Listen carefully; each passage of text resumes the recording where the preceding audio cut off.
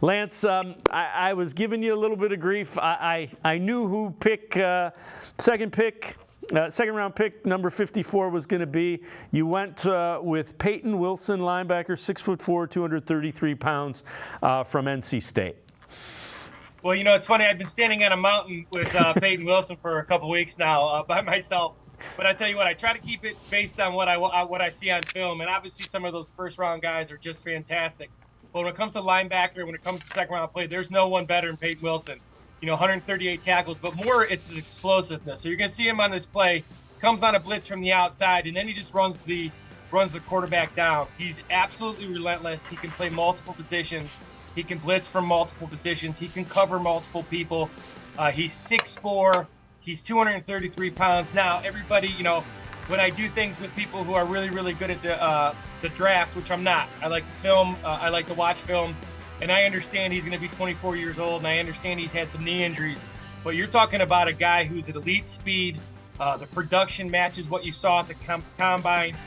He's an absolute weapon at linebacker. The idea of having him and JOK inside, allowing JOK to be more free in space, because this is a big guy too. He's 230-plus pounds. So stuck to my guns. Again, I was very alone in this pick, but I stuck with it because he is by far my favorite film breakdown of the year. Just a talented guy, explosive, nasty, plays angry, very, very easy choice for me. Yeah, and as you mentioned, tested well at the combine, 4.43 speed, 34.5 vertical, 119-inch broad jump. All right, round 3, number 85.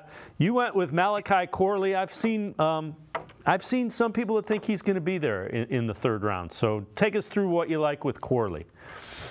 Well, 2 receivers came down for me was Xavier Legette and Corley. Now, Corley's a run after catch guy. He's really thick, so you can see him here. He gets hit late in the route here. Great contact balance. He's probably the best in the draft yards after catch, including the top guys. He's 5'11", he's 215, so he's going to give you some of that stuff you wanted with Elijah Moore, but he's at 215 pounds. Really, really explosive guy. Really, really good speed, but he's quicker than he is fast at times. Really good in the short area. Again, really hard to tackle. Again, him and Xavier Legette are two of the guys I really, really liked. I'm not sure Xavier Legette will be around. Corley might not be around as well, but there's so many good receivers in this draft. I think some of them are going to slide because some people don't have receiver needs. So again, I really, really like Corley. He's much higher on my board in terms of even the top guys because of the ability to get easy yards. And you and I have talked about a year now about the Browns being able to get you easy yards. This is a guy to get you not only home runs, but get you to second 8, which the Browns need.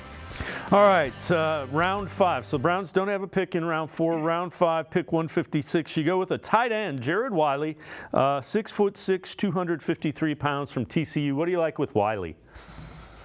Well, Wiley's actually my number 1 tight end. So he's a guy who's very position flexible. He's 6'6", he's 240, 250.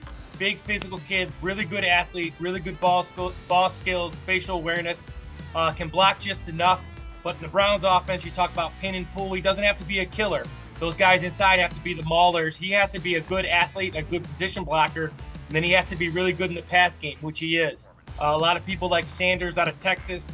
I also really like Theo Johnson out of Penn State. I think those guys are really good tight ends as well. This guy is going to be later. I think he'll be picked after those two, but he's my favorite tight end for what the Browns scheme is, how they would use him. His length, his ability to be a matchup nightmare in the red zone.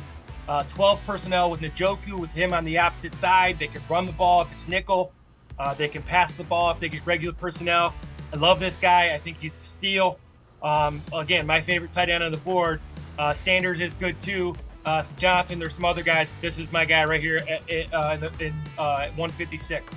All right, so moving on to the 6th round, it would be pick 206.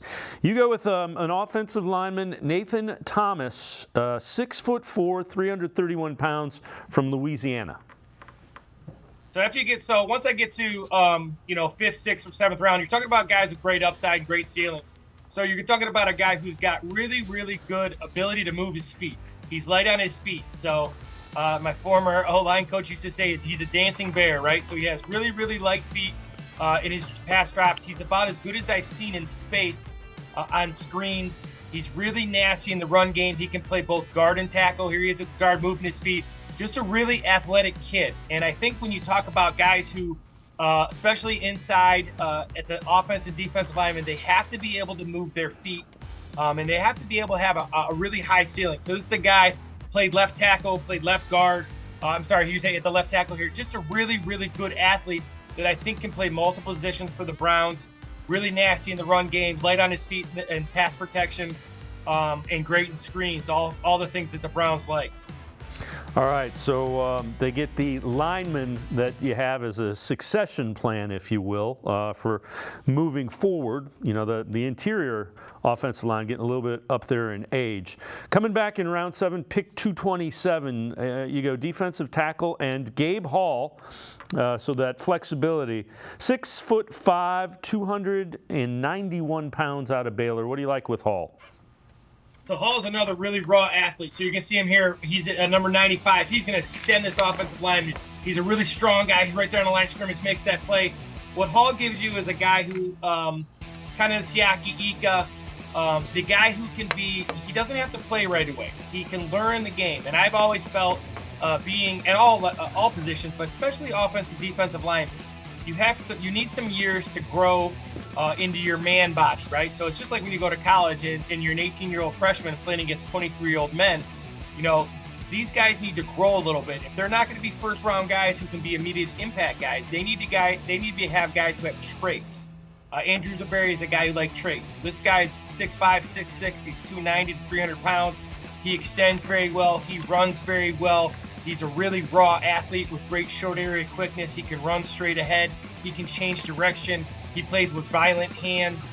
He does all those things you want, but you can't teach his size and his speed. And if you're going to take a flyer in the 6th, 7th round, this is the type of body type you do it with. Big guys who can move, that hopefully you can mold into what they want. Again, he doesn't have to play early. He could be a practice squad guy for a while, but a guy with great potential and a really high ceiling. All right, so some flexibility there as well, as he can play tackle, he can play end. All right, you wrap up this one, 7th round, pick 243. You go running back, Carson Steele from UCLA, 6 foot, 228 pounds. What do you like about Steele?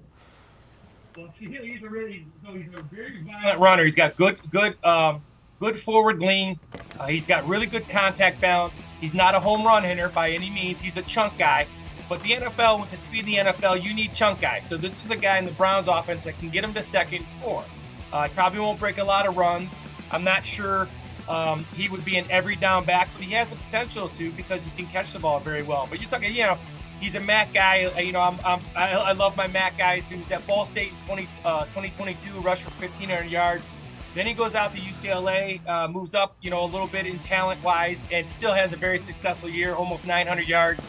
A very aggressive runner, and I think it's something the Browns, again, for me, it's not really who they take, but it's the fact that they can take who they value. Those scouting guys, Andrew Berry and his staff, they do a great job of trying what they value, and that's what you like. So just with my mock draft, with everybody's mock draft, they're taking who they like, and they don't have to take because they need something. If there's one position I think they need a tight end with production, and I think Weiler give it. But Steele here, hard runner, physical runner, would be a good 1st and 2nd down back. And then eventually moving to that 3 down back if it's something they want. But really like him, and I think he's a guy who will have a successful NFL career. Yeah, you mentioned, played last year under at UCLA, so he was under Chip Kelly as well. So that will be interesting to see. I'm sure he got a little bit of some coaching that would be NFL-wise.